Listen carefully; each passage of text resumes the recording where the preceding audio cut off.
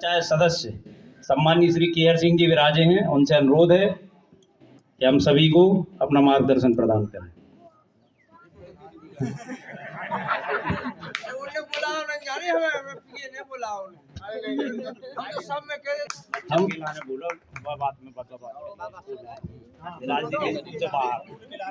हम आज जो पटना महाराज हैं वे बच्चन खिलाने कछु बोले। चलिए, बहुत बहुत धन्यवाद। अब हमारे बीच में हमारे ग्राम प्रधान जी हैं, तो आज स्वतंत्रता दिवस के अवसर पर उनसे अनुरोध करेंगे हम सभी का मार्गदर्शन करें।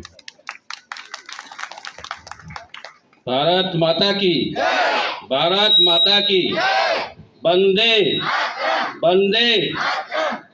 आज इस राष्ट्रीय पावन पर्व के मौके पर यहाँ उपस्थित ग्राम के सभी सम्मानित जन, बीडीसी मेंबर श्री केहर सिंह जी, यहाँ पे उपस्थित श्री ब्रजेंद्र सिंह जी, त्रिलोक सिंह जी, पाल साहब, चाली राजा साहब एवं हमारे इस ग्राम पंचायत के मेंबर में इकलौते मेंबर यहाँ शायद बैठे हैं, मेंबर साहब और समस्त सम्मान, ज़्यादा समय लगेगा, नाम तो सबके जानते, गांव की कोई बड़ी बात नहीं है, सभी सम्मानित जन और इस विद्यालय परिवार के, इस विद्यालय के प्रभारी श्री विशाल शर्मा जी, और हमेशा हम लोगों को समय समय पर मार्गदर्शन भी देते हैं और बढ़िया संचालन करते हैं श्री श्रीनारायण पांडे जी।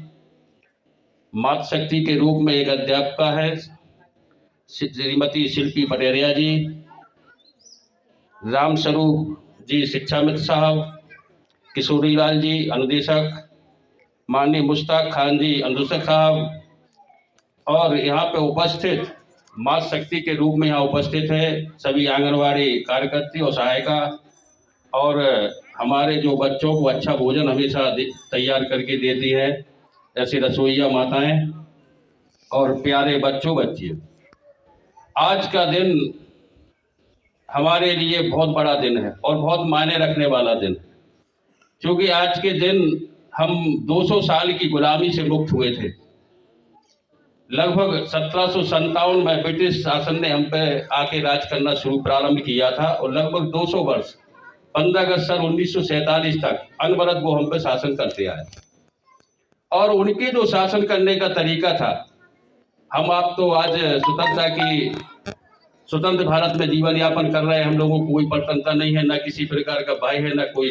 उस समय जो शासन हुआ करता था वो ब्रिटिश शासन बहुत प्रताड़नाएं देने वाला और तमाम प्रकार की यातनाएं देने वाला शासन था। अंग्रेजों ने हम पर लगभग 200 वर्ष राज किया और उस राज करने का कारण था हम आपस में लड़ते रहे, आपसी फूट के कारण उन्होंने हम पर शासन किया। क्योंकि छोटे छोटे स्टेट थे, बड़े स्टेट थे, राजा बादशाह हुआ करते थे, उन राजाओं को आपस में लड़ाकर उन्होंने हम पर शासन किया। और हम आज भी देखते हैं अपने गांव में यदि किसी को थोड़ा सा भी आगे कुछ करना है या किसी प्रकार की थोड़ी सी राजनीति करना है तो वो गाँव में भी लड़ाई कर ही राजनीति कर पाते हैं। स्वच्छ राजनीति करने का बहुत कम लोगों में मादा होता है, क्योंकि उसके लिए बहुत साहस की आवश्यकता होती है। कुछ झगड़ालू किस्म के आदमी होते हैं जो केवल अपनी बात को पुष्ट करने में ज़्यादा महत्व देते हैं, बाकी सामने वाले को नहीं सुनना। 15 अगस्त सन 1947 को हमारे जो आज ऐसे पट्टल पर जो नामांकित है, ये स्वतंत्रता संग्राम सेनानियों ने अपना बलिदान दिया और हमारे चंद्रशेखर आजाद, भगत सिंह, आजाद गुरु, तमाम प्रकार के जो बलिदानी थे, उन्होंने अपना इस माटी के लिए जीवन समर्पण करके हमको आज स्वतंत्रता दिलाई है। और इस स्वतंत्रता का मायने है कि हमें भी अब जिम्मेदारी है कि हमें जो जिस प्रकार से स्वतंत्र करके वो हमें छोड़ के गए हैं, हम इस देश को आगे बढ़ाने में अपनी जो भी बन पड़े अहम भूमिका निभाने का प्रयास करें। इस माटी में हम जन्मे हैं, इस माटी में हम खेले हैं, इस माटी का हमें ऋण चुकाना है। इस माटी ने हमको अन्न भी देती है, ये माटी हमें जीवन यापन करने, वायु हवा सभी प्रकृति देती है। हमें इसके लिए अपना जीवन भी खत्म करना पड़े, समर्पण करना पड़े तो पीछे नहीं हटना चाहिए, क्योंकि इस माटी की रक्षा से ही हम हैं। आज देखिए, इसके पहले भी सरकारें थी, सपा की सरकार में जो देश आग दिखाते थे, हमारे उस सपा सरकार में एक मंत्री हुआ करते थे आजम खान जी, वो आजम खान तो थे, आजम खान जी, वो एक विदेश दौरा पर अमेरिका गए थे और उनको वहां की सरकार ने निर्वस्त्र करके सर्च किया था, चेकिंग की थी कि कहीं कुछ लिए तो नहीं। ये अपमान किया गया था भारत के एक राजनेता का। वो भारत के उन नेता का अपमान नहीं था, वो हम सब का अपमान था, भारत देश का अपमान था।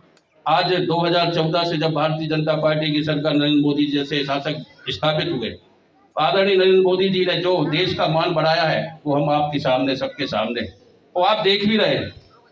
जब रूस और यूक्रेन का युद्ध हुआ तो हमारे जो वहाँ पे भारतवासी वहाँ थे, उनको तो झंडा लेकर निकलने में कोई असुविधा नहीं है। उनके साथ साथ पाकिस्तानियों ने भी हमारा तिरंगा झंडा जो आज लहरा रहा है, इस झंडे को लेकर वो भी निकले और ससम्मान वो बाहर आए और अपने देश को गए।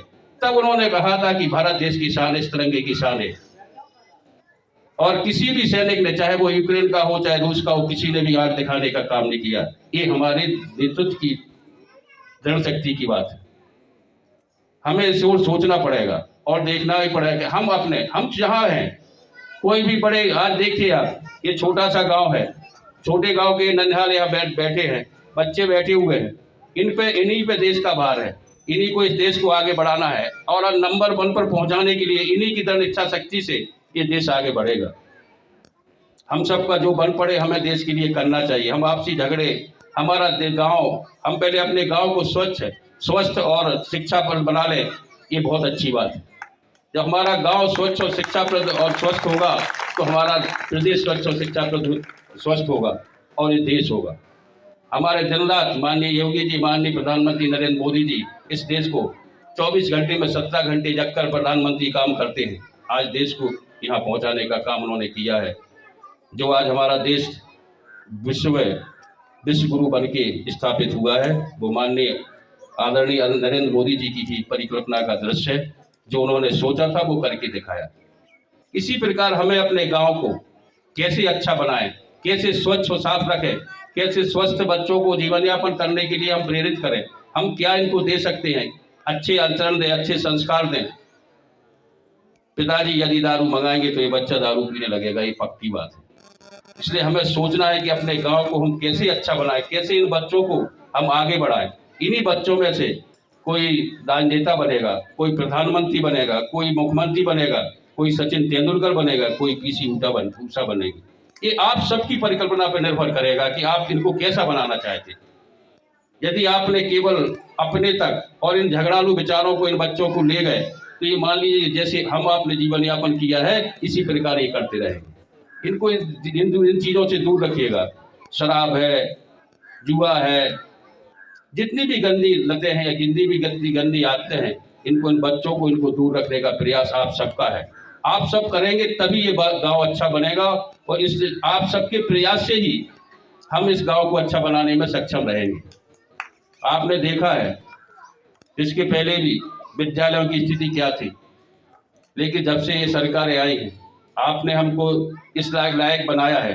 तो आप देखिए लगभग सभी स्कूलों में टाइल्सीकरण, शौचालय और आदि पानी की जहाँ व्यवस्था नहीं हो, पानी की व्यवस्था करने का मैं प्रयास कर रहा हूँ, वो भी आप सबके सहयोग से। यदि आप लोग सहयोग नहीं करेंगे तो ये मान लीजिए कि अकेले हम कुछ नहीं कर पाएं, क्योंकि हम स्थापित तो करा सकते हैं, लगवा तो सकते हैं, लेकिन उसकी देख रेख आपकी है।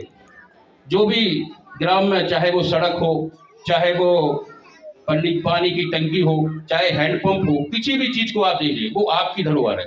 सरकार ने पैसा दिया, लगवा दिया, देख रेख आपकी है, आपकी वो संपत्ति है, आपको उसको देखना पड़ेगा।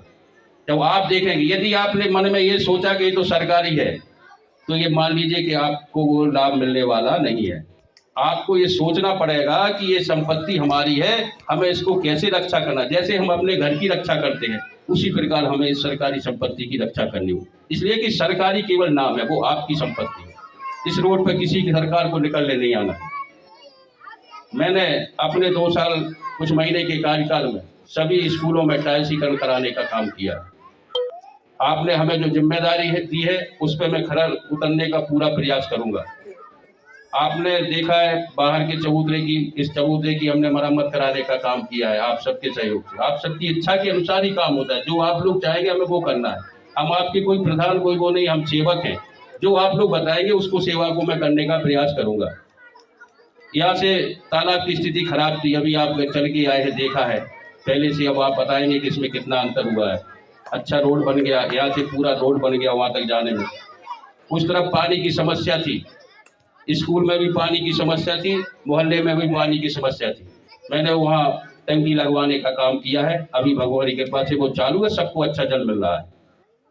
और मेरी इच्छा भी है कि यहाँ पे मैंने टंकी लगवाने का प्रयास किया था इस मोहल्ले वालों को, लेकिन हैंडपंप जो मंदिर का है उसमें जड़ें आ गई, इसलिए वो निकल नहीं रहा है। और मैं प्रयास कर रहा हूँ कि यहाँ पे अब एक नया बोर करा के उसमें आपको भी टंकी से पानी देने का काम करूँगा। जल्दी से जल्दी विद्यालय में पानी की और आपके मोहल्ले में एक नल देकर और मंदिर में 3 नल हम उससे लगवा के आपको इस मोहल्ले को संतृप्त करने का काम करेंगे। ये सब आप लोगों की मेहनत का ही फल है, मेरा कुछ नहीं है। आप लोग जो मुझे कहेंगे, जो मुझ पे बन पड़ेगा, मैं पूरा प्रयास करूंगा कि इस गांव को, मैं अपने गांव को अच्छा बना ले गया। तो ये मानिए कि ये मेरा भी और आप सभी का योगदान होगा कि हमने राष्ट्र तो देश में कुछ काम किया है।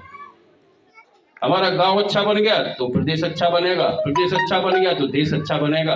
और माननीय प्रधानमंत्री की जो इच्छाएं है उनमें हम थोड़ा से सहभागी बन जाएंगे।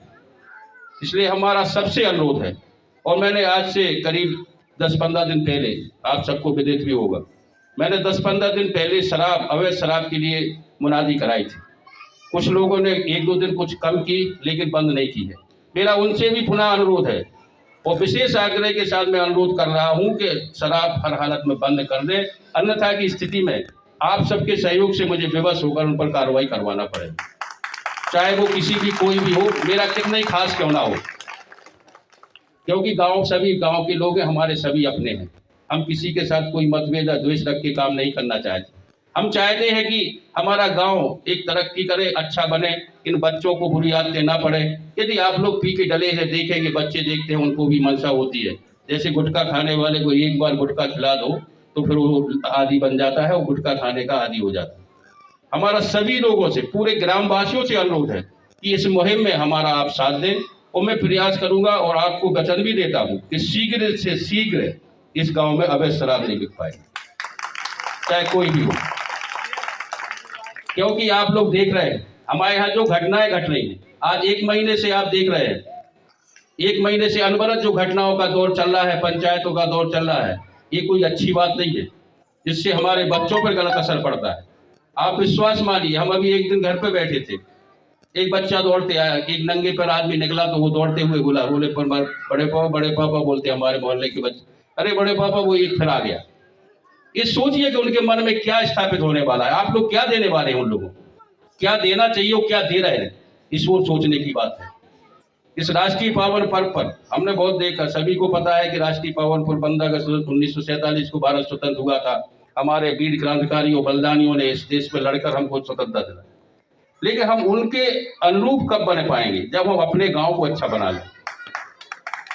हमारा सभी से आग्रह है कि जो भी गंदी लतें हैं, जो भी दारू बेच रहा हो, मैं उनसे बार बार आग्रह कर रहा हूं कि 2 दिन के अंदर जो भी उनका हो, अपना खेत खाद खत्म करके इसको स्वतः बंद कर दें। अन्यथा की स्थिति में मैं सभी ग्रामवासियों को मुनादी कराकर या अपने उच्च बुलाकर सबको यहाँ मीटिंग बुलाऊंगा और उस सभी के सामने मैं खुद आग्रह करूंगा कि बताइए इनके साथ क्या होना चाहिए। और पंचायत चाहेगी, ग्राम के सभी वासी चाहेंगे, तो जो शराब पीकर उद्यम करेगा उस पर लगभग 5,000 रुपये का जुर्माना रखा जाएगा, पंचायत के कहने पर। मेरा कोई मकसद नहीं है, मेरी बात नहीं है, ये सभी ग्रामवासियों की बात रहेगी। प्रस्ताव जरूर रखूंगा मैं, और यदि बेचता है तो 11,000 रुपये का जुर्माना हो, और ना देने पर समस्त ग्रामवासी उसको ग्राम से अलग कर देंगे, ना उससे मतलब रखेंगे, ना उससे मुँह बोलेंगे, ना उसको कहीं बुलाया जाए। ये हमारी बात नहीं है। यदि सभी लोगों ने चाहा तो मैं तो अपना अनुरोध करूंगा पंचायत के साथ, इस प्रकार का होगा तभी हम कुछ कर सकते। अकेले सरकार के भरोसे हम अपने कुछ नहीं कर पाएंगे। इसलिए हमारा सभी से आग्रह है कि इस मुहिम में हमारा साथ दें। आप लोगों ने बहुत लंबा समय दिया और आज जो कार्यक्रम हुआ उसके आप सहभागी बने, इसके लिए मैं आप सभी का हृदय से धन्यवाद देता हूं। आप सभी लोग पधारे उसके लिए, और राष्ट्रीय पावन पर्व पर आप सभी से अनुरोध के साथ इतना भी चाहूँगा कि इस मुहिम में मेरा साथ दें। बार बार मेरा इसी के साथ अनुरोध है। आपको बहुत बहुत धन्यवाद, बहुत बहुत आभार। आप सब पधारे जय हिंद, जय भारत।